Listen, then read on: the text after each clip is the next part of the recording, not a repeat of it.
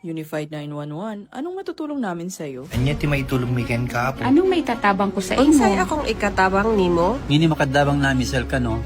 Sa anumang wika o dialekto, may tulong na darating sa iyo.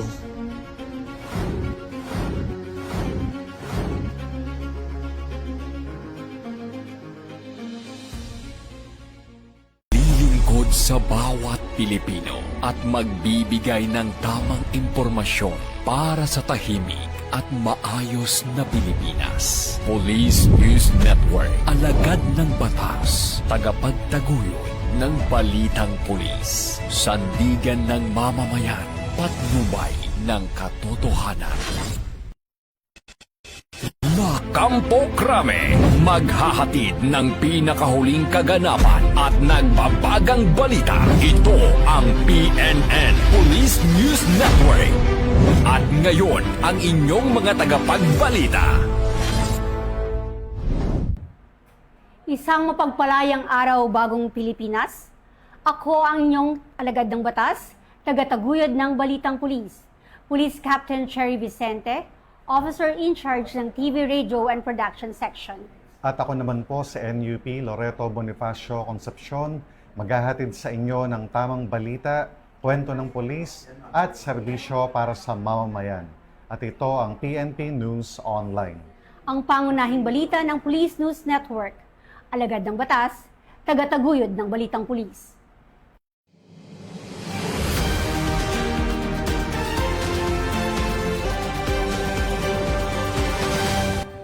At bago tayo dumako sa ating mga balita, ngayong ika-12 ng Hunyo, buong pagmamalaki nating ginugunita ang Araw ng Kalayaan, isang mahalagang yugto sa ating kasaysayan na sumasalamin sa katapangan, pagkakaisa at pagmamahal sa bayan ng ating mga ninuno.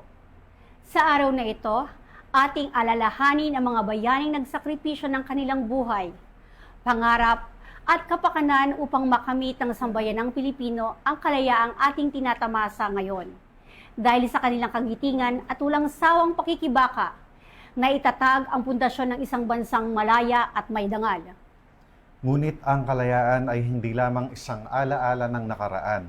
Ito ay isang pananagutang dapat nating pangalagaan at pagyamanin araw-araw. Bilang mga mamamayan, tungkulin nating gamitin ang ating kalayaan ng may respeto, disiplina at malasakit sa kapwa. Sa bawat mabuting gawa, sa bawat pagtulong sa mga nangangailangan, at sa bawat tapat na pagtupad sa ating mga responsibilidad. Patuloy nating binibigyang halaga ang mga sakripisyong inialay para sa ating bayan. Sa gitna ng mga hamon ng makabagong panahon, naway manatiling buhay sa ating mga puso ang diwa ng pagiging makabayan. Patuloy tayong magkaisa para sa isang ligtas, maunlad at mas makatarungang Pilipinas. Maging inspirasyon natin ang mga aral ng kasaysayan upang makabuo ng mas magandang kinabukasan para sa susunod na mga henerasyon. Ngayong araw ng kalayaan, ipagdiwa natin hindi lamang ang ating kasarinlan bilang isang bansa, kundi pati na rin ang lakas, katatagan, at pagkakaisang nagpapakilala sa sambayanang Pilipino. Mabuhay ang kalayaan, mabuhay ang sambayanang Pilipino, mabuhay ang Pilipinas!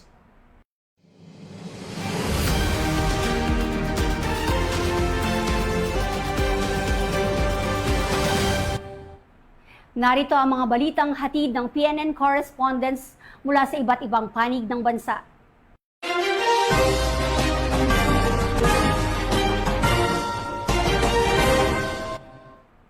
Ngayong araw ng ika-12 ng Hunyo taong kasalukuyan, sa ganap na alas 10:20 ng umaga, kasalukuyang isinagawa ang isang pampublikong pagtitipon sa kahabaan ng Calao Street, Manila, na tinatayang aabot sa 500 katao na inorganisa ng sectoral group na Kabayan at Gabriela, kasabay ng paggurita ng 128 taon ng kalayaan.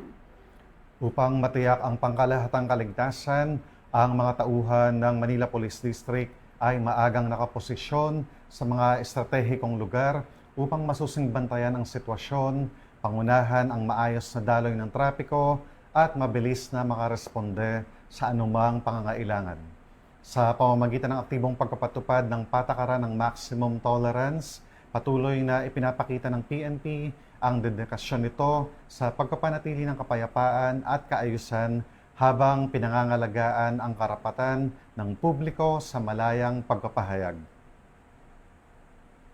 Para sa unang balita, pailaw project ng Benguet Provincial Office at partner stakeholders patuloy na nagdala ng liwanag at serbisyong komunidad.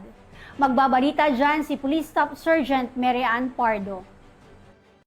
Alinsunod sa layuning magkatid ng liwanag at serbisyong pangkomunidad sa ilalim ng patuloy na pagpapatupad ng Benguet PPO Pag-PTED Pailaw Project, muling namahagi ng mga solar-powered lights ang Benguet Police Provincial Office sa pamumuno ni Provincial Director Police Colonel Janicia D. Bonoy, katuwang ang Provincial Advisory Group for Police Transformation and Development na pinamumunuan ni Governor Honorable Melchor D. Diclas.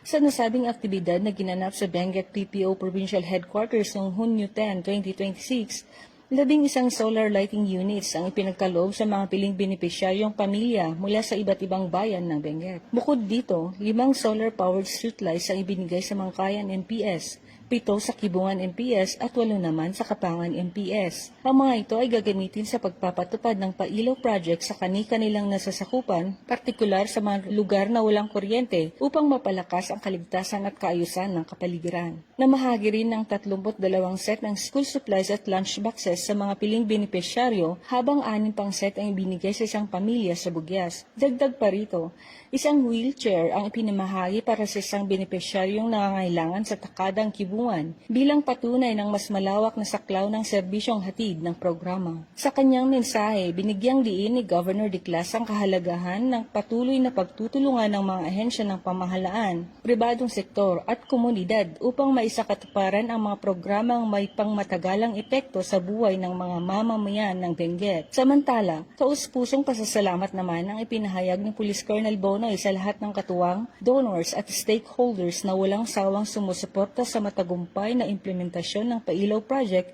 at iba pang community-centered initiatives ng Benguet PPO. Ang aktibidad ay isang patunay na matatag na dedikasyon ng Benguet PPO at Pag-PTED sa pagsusulong ng mga programang naglalayong paunlarin ang buhay ng mga nasa laylayan sa pamamagitan ng sustainable, makabuluhan at makataong serbisyo, kasabay ng pagpapalakas ng ugnayan para sa inklusibong kaunlaran sa buong lalawigan. Mula dito sa La Trinidad, Benguet, ako ang inyong PNN correspondent, Police Staff Sergeant Mary Ann M. Pardo, alagad ng batas, tagataguyod ng Balitang Pulis. Ipinakita ng PNP Maritime Group ang lumalakas na kakayahan at kahandaan matapos ang paghahatid ng tulong at paglikas sa mga apektado ng kalamidad sa Sarangani. Yan ang tinutukan ni Patrolwoman Dara Falogne.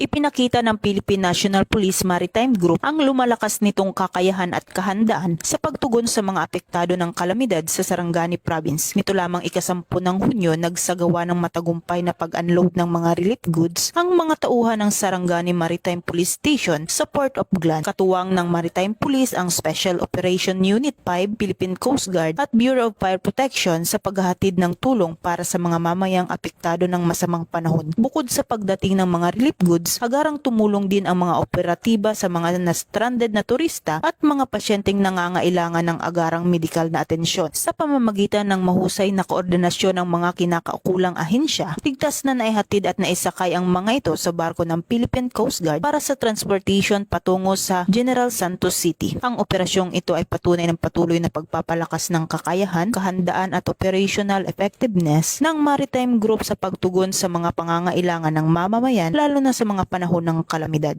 Mula dito sa Campo Crame, ako ang inyong PNN correspondent, Patrolwoman Dara Falogne, alagad ng batas, tagataguyod ng Balitang Pulis.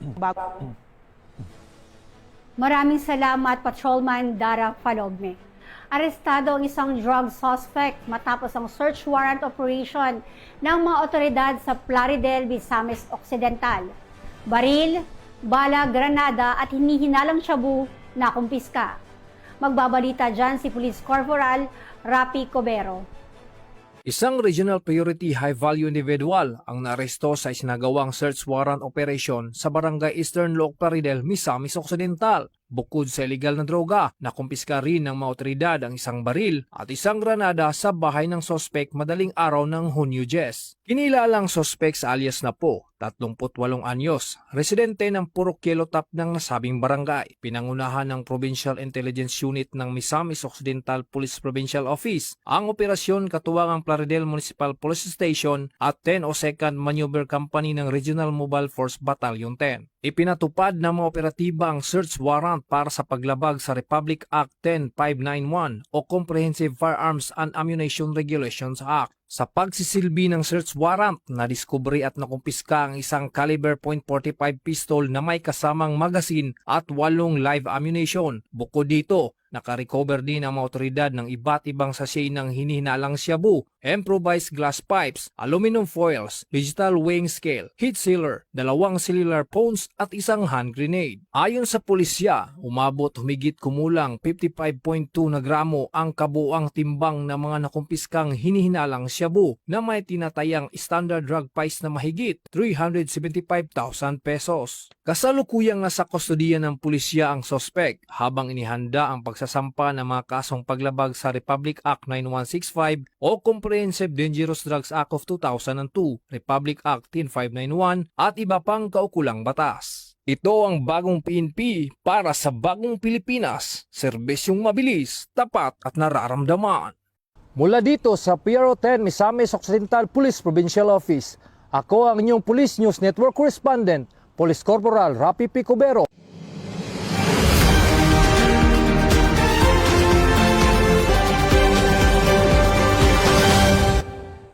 Matapos ang isang linggong Enhanced Managing Police Operation ng Camarines Norte Police Provincial Office, matagumpay sa pagpapanatili ng kaayusan at kapayapaan sa probinsya. Nakatutok dyan si Police Staff Sergeant Cecilia Caudilla. Sa kampanya kontra illegal na droga, 3 anti-drug operations ang matagumpay na naisagawa na nagresulta sa pagkakaaresto ng 3 drug personalities at pagkakakumpiska ng mahigit 3 gramo ng hinihinalang shabu na may tinatayang halagang 21,000 piso. Sa kampanya laban sa mga loose firearms, 3 individual ang voluntaryong nagsuko ng kanilang mga baril bilang pakikiisa sa programang pagpapalakas ng kapayapaan at kaayusan sa lalawigan. 12 wanted persons naman ang naaresto sa magkakahiwalay na operasyon ng mga kapulisan sa buong lalawigan, patunay ng mas pinaigting na manhunt operations ng CNPPO. 3 katao rin naman ang naaresto sa isang operasyon laban sa ilegal na sugal, habang 32 individual ang nahuli sa 5 magkakahiwalay na operasyon kontra ilegal na pangingisda.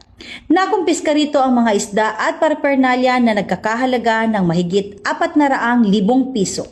Samantala, sa kampanya laban sa Communist Terrorist Group o CTG, 3 dating taga-suporta ang voluntaryong sumuko at muling nagbalik loob sa pamahalaan. Mula dito sa Camarines Norte Police Provincial Office, ako po si Police Staff Sergeant Cecilia Caudilla, nag-uulat para sa Police News Network. Bagong PNP para sa bagong Pilipinas. Serbisyong mabilis, tapat at nararamdaman.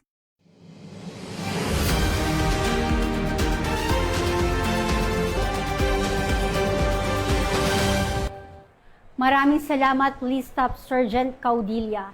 Isang buhay ang nailigtas sa agarang responde ng mga tauhan ng Regional Mobile Force Battalion 15 sa isang aksidente sa Bontoc Mountain Province. Patrolman Grace Bulangen sa report. Muling ipinamalas ng mga kapulisan ang kanilang kahandaan at dedikasyon sa paglilingkod ng mabilis nilang tugunan ng isang aksidente na naganap sa Sitio Ambatak, Barangay Bayo, Bontoc Mountain Province. Agad na rumesponde ang mga tauhan ng 1501st Maneuver Company ng Regional Mobile Force Battalion 15, katuwang ang Provincial Disaster Risk Reduction and Management Office, Bureau of Fire Protection Bontoc Fire Station, Bontoc Municipal Police Station at mga voluntaryong sibilyan upang magsagawa ng rescue operation sa lugar ng insidente. aksidente. Batay sa paunang investigasyon, isang motorized tricycle na minamaneho ng isang 23 taong gulang na lalaki mula sa Sitio Alimit, Barangay Hukab, Kangan, Ifugao ang nasangkot sa aksidente. Ayon sa ulat, nawalan umano ng kontrol ang driver sa minamanehong sasakyan dahilan upang ito'y mahulog sa isang bangin. Pagkatanggap ng impormasyon hinggil sa insidente, agad na nagtungo sa lugar ang mga rumespondeng tauhan at nagsagawa ng rescue at retrieval operations. Sa pamamagitan ng maagap at sama-samang pagkilos ng mga ahensya at mga voluntaryo, matagumpay na naiahon ang sugatang driver mula sa pinangyarihan ng aksidente. Agad din siyang nabigyan ng paunang lunas bago isinugod sa Bontoc General Hospital para sa karagdagang pagsusuri at gamutan. Ang matagumpay na pagtugon sa insidenteng ito ay sumasailalim sa pagpapatupad ng 7 Focused Agenda ng Chief PNP, particular sa Enhanced Managing Police Operations sa pamamagitan ng maagap at epektibong pagresponde ng mga kapulisan sa isang emergency situation. Ang insidenteng ito ay patunay ng patuloy na pagsisikap ng PNP na maghatid ng mabilis, profesional at makataong serbisyo para sa kaligtasan at kapakanan ng publiko. Mula dito sa rehiyon ng Cordillera, ako ang inyong PNN correspondent, Patruluman Grace Bulangan, alagad ng batas, tagataguyod ng Balitang Pulis.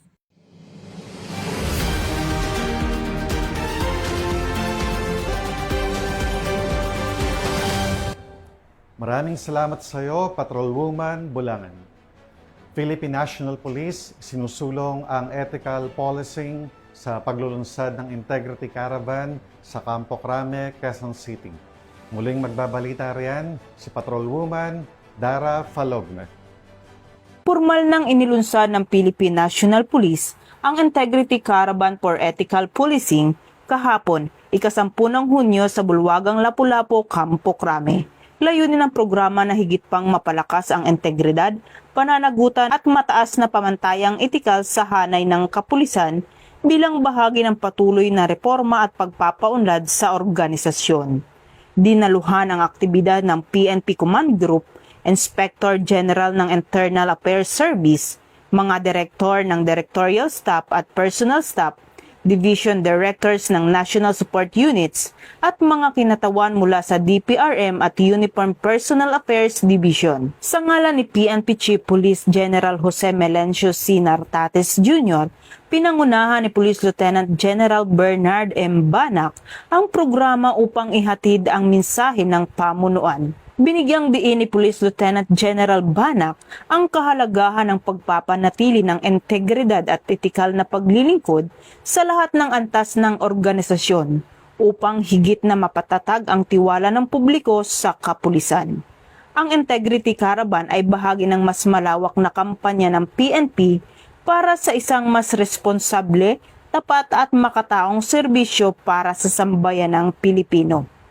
Mula dito sa Campo Crame, ako ang inyong PNN correspondent, Patroluman Dara Palogne. Alagad ng batas, tagataguyod ng Balitang Pulis. Bagong PNP para sa bagong Pilipinas, serbisyong mabilis, tapat at nararamdaman.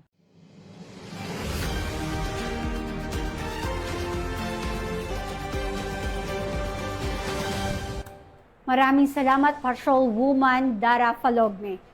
Aabot sa mahigit 1 milyong piso na halaga ng hinihinalang shabu ang nasabat sa checkpoint sa Oroqueta City.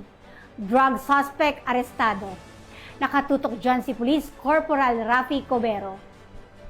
Malaking halaga ng hininalang iligal na droga ang nasabat ng mga otoridad sa isang intelligence-driven checkpoint operation sa Oroqueta City, Misamis Occidental. Isang high-value individual o HVI ang naaresto matapos umano'y makuhanan ng mahigit 1 milyong pisong halaga ng hinihinalang shabu sa Barangay Pines, Oroqueta City, Misamis Occidental, gabi ng Hunyo 9. Kinilala ng mga otoridad ang sospek sa alias Namon, 42 anyos na lalaki, walang trabaho at residente ng Barangay Eastern Plaridel, Misamis Occidental. Pinangunahan ng Oroqueta City Police Station ang operasyon sa Border Control Point Checkpoint sa koordinasyon ng Provincial Intelligence Unit ng Misamis Occidental, Provincial Drug Enforcement Unit at Plaridel Municipal Police Station. Bandang alas 11 ng gabi nang dumaan sa checkpoint ang isang puting Ford Everest, napansin umano ng mga pulis na may inihagis ang sospek sa kalsada habang papalapit sa checkpoint. Dahil sa kahina-hinalang kilos nito, agad na sinuri ng mga operatiba ang mga itinapong bagay. Sa beripikasyon, natuklasang ang mga ito ay naglalaman ng puting kristalinong substansya na hinihinalang shabu. Dahil dito, isinailalim sa mas masusing inspeksyon ang sospek at ang sasakyang kanyang minamaneho. Sa operasyon, na-recover ng mga otoridad ang iba't ibang laki ng heat cell plastic sachets na naglalaman ng hinihinalang shabu,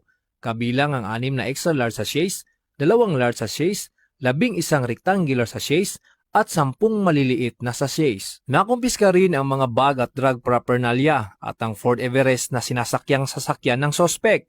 Umabot sa humigit kumulang 160 gramo ang kabuang timbang ng mga nakumpiskang hinihinalang ilegal na droga na may katumbas na standard drug price na umaabot sa mahigit 1.08 million pesos. Patuloy naman ang dokumentasyon at inventory ng mga nakumpiskang ebidensya habang inihanda ang pagsasampa ng kaukulang kaso laban sa sospek dahil sa paglabag sa Republic Act 9165 o Comprehensive Dangerous Drugs Act of 2002.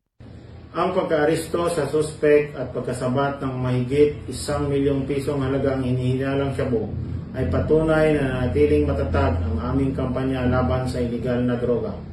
Patuloy naming paigtingin ang intelligence-driven operations at checkpoint activities upang mapigilan ang pagpasok at pagkalat ng ipinagbabawal na gamot sa aming komunidad. Hinikayat din namin ang mga publiko na magkipagtulungan at magbigay ng impormasyon upang sama-sama nating mapanatili ang kapayapaan at kaayusan. Patuloy rin ang panawagan ng PRO10 sa publiko na makipagtulungan sa pamamagitan ng pagbibigay ng impormasyon laban sa mga sangkot sa ilegal na droga. Bagong PNP para sa bagong Pilipinas. Serbisyong mabilis, tapat at nararamdaman. Mula dito sa PRO10 Misamis Occidental Police Provincial Office, ako ang inyong Police News Network Correspondent, Police Corporal Rapi P. Cubero, alagad ng batas, tagataguyod ng balitang pulis.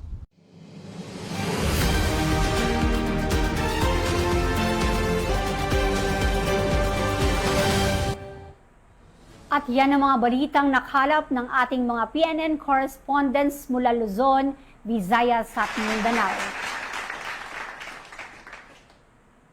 Kaugnay ng mga nakakatakdang kilos protesta ngayong araw sa pagtitipon ng Araw ng Kalayaan, Pinapaalalahanan ng Philippine National Police ang lahat ng dumalo na pairalin ng disiplina, paggalang sa batas at pakikipagtulungan upang matiyak ang isang mapayapa at maayos na paggunita. Sundin ang mga itinakdang ruta at area of convergence ng inyong grupo. Makipagtulungan din sa mga police personnel, marshals at traffic enforcers na nakatalaga po sa mga lugar na yan. Iwasan ang pagdadala ng anumang ipinagbabawal o mapanganib na bagay. Panatilihin ang kaayusan at iwasan ang anumang kilos na maaaring magdulot ng kaguluhan o panganib sa publiko o mga mamamayan at sumunod sa mga umiiral na batas, lokal na ordinansa at mga alituntunin para sa kaligtasan ng lahat. sa ngalan po ng pamunuan ng Philippine National Police, sa pamunguna ni Chief PNP Police General Jose Melencio Nartates Jr. at sa pamumuno ni President Ferdinand Bongbong Marcos Jr., kami ay maglilingkod sa bawat Pilipino at magbibigay ng tama at balanseng balita. At bago po tayo magtapos, nais po nating batiin sina Police Major General Roderick Augustus B. Alba ng Director for Police Community Relations. At syempre pa ang command group ng PICAG na pinamumunuan ni Ma'am Police Brigadier General Vina H. Guzman, Police Colonel Joel T. Serrano, Police Colonel Adonis Guzman, at Police Colonel Joel T. Ada. Mula rito sa tanggapan ng tagapag-ugnay ng Pambansang Pulisya, ako ang inyong alagad ng batas, tagataguyod ng Balitang Pulis, Police Captain Cherry Vicente. At ako naman po sa NUP Loreto Bonifacio Concepcion, maghahatid ng tamang balita, kwento ng pulis at serbisyo para sa mamamayan. At ito ang PNP News Online. ang pangunahing balita ng Police News Network. Ito ang bagong PNP para sa bagong Pilipinas. Serbisyong mabilis, tapat at nararamdaman.